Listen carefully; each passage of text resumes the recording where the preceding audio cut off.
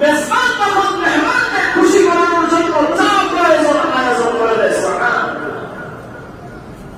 মেহমান আপনার আমার বাড়িতে গেলে আমরা কি মেহমানকে আপ্যায়ন করি না? মেহমানকে খুশি করার চেষ্টা করি না? আল্লাহ পাক বলে, আমার ঘরের মেহমান সে তো আমার মেহমান, সে যে অবস্থায় মসজিদে আসুক, তার মসজিদে আসার যে অবস্থানই হোক, সে যখন বের হয়ে যাবে আমি রব তাকে খুশি করে মসজিদ থেকে বের করে দেব। সুবহানাল্লাহ। এজন্য দেখবেন এলাকার মানুষের জীবন পরিবর্তন করে দেয়, একজন ব্যক্তির আমলের পরিবর্তন করে দেয়। এমন বহু নাসি আমার কাছে আছেন, ইয়ং একটা যুবক এতেকাফের নিয়ত করে মসজিদে এতেকাফে এসেছে।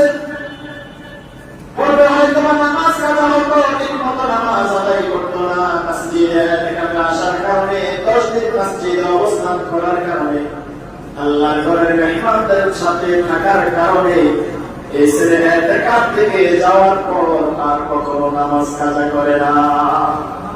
আপনাদের এই মসজিদ অবস্থা আলহামদুলিল্লাহ। হায় হায়, পূর্বের অবস্থা আমি জানি না, তবে রেকর্ড বেশি ভালো না। যতটুকু আমি আলাপ করছি শুনেছি, রেকর্ড বেশি ভালো ছিল না। কিন্তু দেখেন আমার কি কুদরত, চাবিটা একটা ঘুরে নিয়ে দিল, এতেকাফে চলে আসছে। এখন 5 ওয়াক্ত জামাতে পাওয়া যায়। সুবহানাল্লাহ। বংশপরম্পরার রেকর্ড বেশি ভালো না, কিন্তু আলহামদুলিল্লাহ এতেকাফ করেছে। বাবা মা হয়তো দোয়া করে দিয়েছে, এতেকাফে এসেছে। এতেকাফে আসার পর এখন আর নামাজ কাজা হয় না, ইচ্ছাকৃত নামাজ মিস করে না। আল্লাহ পাক যদি তার কোন বান্দার উপর খুশি থাকেন, আল্লাহ পাক যদি তার বান্দার উপর আল্লাহ পাক যদি দয়া করেন, আল্লাহ পাক যে বান্দাকে দয়া করবেন, যে বান্দার উপর খুশি হবেন, আল্লাহ পাক তার সেই বান্দাকে দিয়ে তত বেশি নেক আমল করাবেন। সুবহানাল্লাহ। নেক আমল আপনি আমি ইচ্ছা করলেই করতে পারবো। আল্লাহ পাকের তৌফিক আমাদেরকে দেওয়া লাগে। আল্লাহ আমাদেরকে যদি তৌফিক না দেন, নেক আমল আমরা করতে পারবো? নেক আমল করা বাহাদুরি না, রবের একমাত্র দয়া, রবের দয়া। এজন্য মা বোনদেরকে বলবো, আপনার সন্তান মোবাইলে আসক্ত হয়ে গেছে, আপনার সন্তান নামাজ আদায় করে না, আপনার সন্তান রোজা থাকে কি থাকে না আপনি নিজেও জানেন না।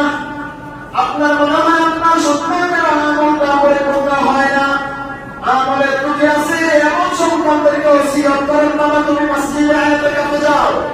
ও আমার বাবা, দুনিয়াতে তোমার কাছে আমার কোনো চাওয়া নাই, তোমার কাছে আমার একটাই চাওয়া, তুমি এতেকাফে চলে যাও, এতেকাফে চলে যাও, তোমার সমস্ত খাবার পৌঁছে দেওয়ার দায়িত্ব আমাদের।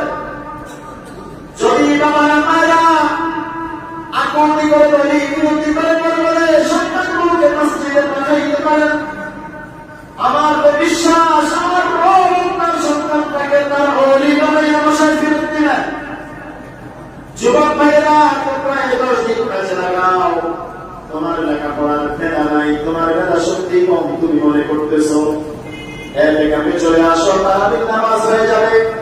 তারাবির নামাজ পড়া শেষ হওয়ার পর তুমি ঘুমিয়ে যাবে, রাত 1টায় 2টায় এখানে আমল শুরু হয়ে যায় সালাতুল তাহাজ্জুদ। কারণ আমি তো মসজিদে থাকি, আমি তো জানি আমার যে ভাইরা যে বাবারা এতেকাফ করে নির্দিষ্ট রুটিনে চলে। আল্লাহু আকবার। সারাটা রাত মসজিদে একটা মুহূর্ত নাই যে মুহূর্তে ইবাদত হয় না। কেউ না কেউ নামাজে থাকে, কেউ না কেউ নামাজে থাকে, কেউ না কেউ জিকিরে থাকে। আল্লাহর যে বান্দাগুলো সারা রাত ব্যাপী এই 10 দিন আল্লাহর রাস্তায় কাটিয়ে দেয়, বান্দাগুলো আল্লাহর ওলি হয়েছে না বসায় যাবে না। আল্লাহ পাক তাদের জবান থেকে কোনো কথা বের হওয়ার সাথে সাথে কবুল করে দেয়।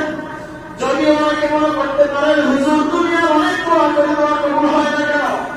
ও বাবা, হাদিস শরীফে দেখলাম আল্লাহ পাক ধরেন এই মুহূর্তে আমার সন্তানের চাওয়া, বাবা তুমি আমাকে মোবাইলটা নিয়ে যাও, আমি তার বাবা হিসেবে জানি এই মোবাইলটা আমার সন্তানকে যদি নিয়ে আসি ছেলেটা নষ্ট হয়ে যাবে। এই মুহূর্তে মোবাইল তার প্রয়োজন নাই, মোবাইল চালানোর মতো জ্ঞান তার এখনো হয় নাই, মোবাইলটা তার জন্য প্রয়োজন নয়, এই জন্য আমি তাকে এখন মোবাইল দেই না। কিন্তু ঠিকই সন্তান যখন বড় হবে, মোবাইলের প্রয়োজন আমি যখন বুঝবো এখন তার মোবাইলের প্রয়োজন, মোবাইল দিব। রবে দিবেন আমরা অনেক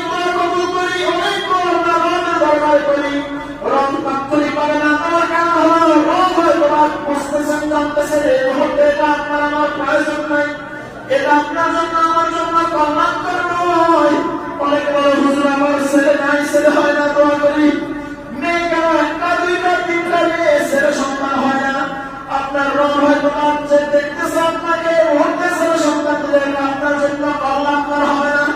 কত বাবা কান্না করে, হুজুর আমার ছেলেটা বাইরে আসুন তো, হুজুর আমার ছেলেটা নষ্ট হয়ে গেছে, হুজুর আমার ছেলেটা গাঁজা খায়, গাঁজা, হুজুর আমার ছেলেটা পেন্সিল খায়, হুজুর আমার ছেলেটা নষ্ট হয়ে গেছে, হুজুর আমার ছেলেটা কিশোর জ্ঞান হয়ে গেছে, নতুন করে আসা কিশোর জ্ঞান, হুজুর আমার সন্তানটার জন্য দোয়া করেন। ও ভাই, যার ছেলে সন্তান নাই তাকে বলি আমার বাবা আপনার রমজানে এই মুহূর্তে আমার কি প্রয়োজন, সবচাইতে বেশি প্রয়োজনীয় কি, যেটা আপনার আমার সবচাইতে বেশি প্রয়োজন, আমার রব আপনাকে আমাকে সেটাই বেশি দিবেন। এই মুহূর্তে যেটা আমার আপনার জন্য প্রয়োজন নয়, রব সেটা হয়তো কবুল করে না, যখন প্রয়োজন হবে তখন দিবে। এজন্য বলি কখন রহমাতিল্লাহ, আল্লাহ পাকের রহমত থেকে নিরাশ হওয়া যাবে না, যাবে না, যাবে না। আল্লাহ পাকের নিকট চাইতে থাকেন, দেওয়ার না দিবে দিবেন যিনি, তার নাম আল্লাহ পাকের নিকট চাইতে থাকেন, চাইতে থাকেন, চাইতে থাকেন, আল্লাহ দিবে, আল্লাহ দিবে। সামার মতো যদি চাই রমজান মুবারকের একটা ঘটনা বলি, এই রমজান মাস এমন এক মাস, যেই মাসে রাসূলের কোন প্রেমিক, রাসূলের কোন আশিক যদি মন থেকে তার হাবিবকে চায়, মন থেকে যদি তার নবীজির সাক্ষাৎ চায়, রমজানের মুবারকে তার কোন আশিক যদি বেশি বেশি দুরূদ শরীফ পড়ে আবেগ কি বলতে পারে, রবের নিকট বলতে পারে, রাসূলকে চাইতে পারে, রমজানের মুবারকে বহু আশিক রাসূল তার রাসূলের দিদার পেয়ে যায়। এমন এক মাসের মধ্যে আসছে রমজানুল মুবারকের শেষ দিকে আমরা চলে আসছি, ইতিকাফে এখন আমরা চলে যাব।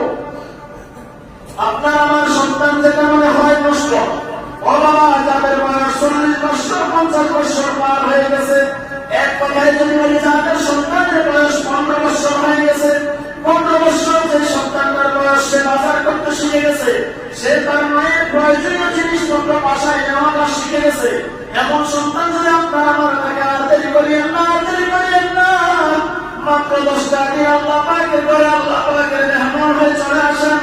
10টা দিন পরে বুঝবেন অন্তরে কি তৃপ্তির ব্যাপার, 10টা দিন পরে বুঝবেন কি স্বাদ অনুভব হয় অন্তরে, কি স্বাদ অনুভব হয় আপনার আমার দিলে।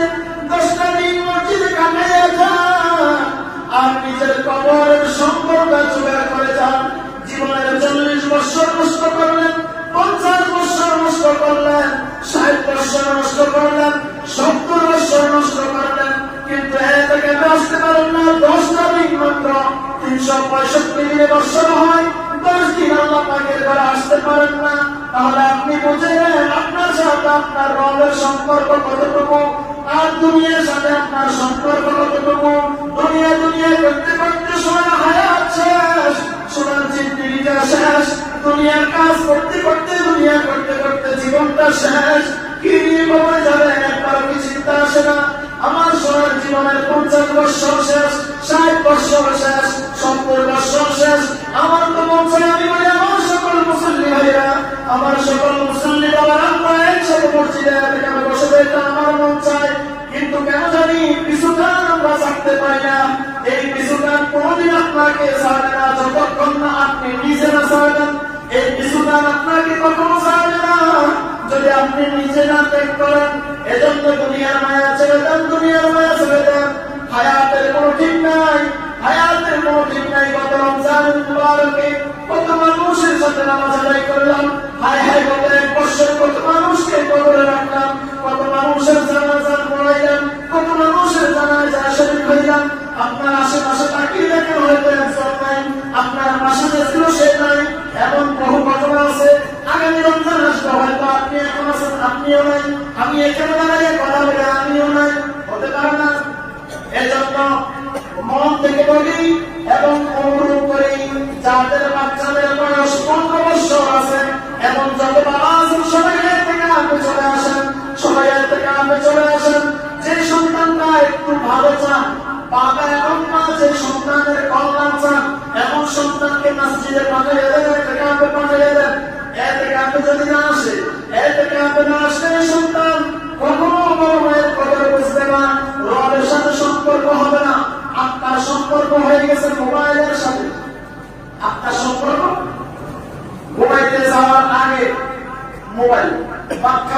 বসে মোবাইল, পাক খাওয়ার পরে মোবাইল, নামাজে আয়েশা মসজিদের পিছনের কাতারাও মোবাইল, আছে না নাই?